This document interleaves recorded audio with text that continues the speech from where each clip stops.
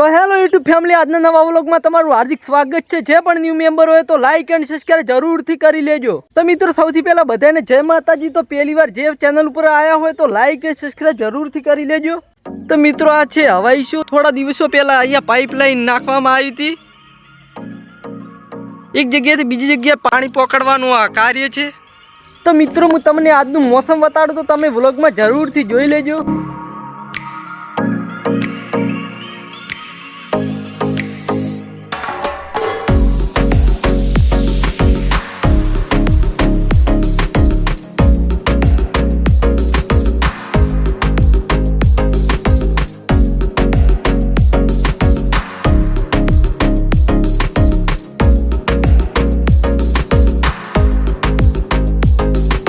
મિત્રો આ ફૂલને કયા નામે ઓળખવામાં આવે છે મને ખબર નહીં. અમારા ઘરે ઊભું છે એટલે તમે કોમેન્ટ કરીને જરૂરથી બતાવજો કયા નામે ઓળખવામાં આવે છે.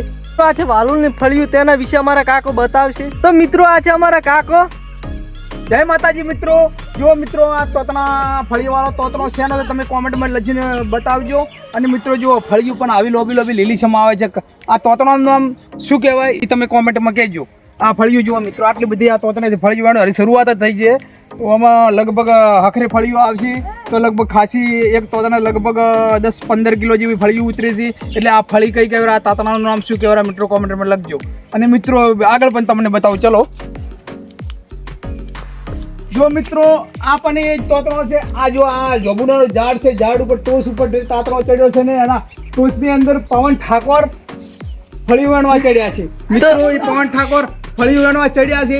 તો મિત્રો એમને કહેવાનું શું કહેવાનું કે ઝાડ ઉપર કેવી રીતે ફળી વેણવાની, કઈ રીતે વેણવાની, કેવી રીતે પકડવાનું, સંભાળીને કેવી રીતે, એ બધું તમે કોમેન્ટમાં લઈને મોકલજો. જય માતાજી. તો મિત્રો આ જોઈ શકો છો અમારા પવન બ્લોગર ઉપર ચડી રહ્યા છે. તો મિત્રો દાડ ઉપર ચડીને કાજે ફળિયું વેણાય ના કેમ કે હમણાં દાડ તૂટી ગઈ ને હમણાં ફળત હોય એટલે ઘઉકા ને તે ઉતરા આપણો કામ નથી આજુ. ક્યાં ગુંડા બનેગા રે તું. તો મિત્રો ફાઇનલી હું નીચે આવી ગયો છું. ઉતરીને ઉપર ડાલ પડી તો ડાયરેક્ટ નેસેથી ઉપર પહોંચી દો. હવે નેસે ઉતરવા દે બાકી ટકા.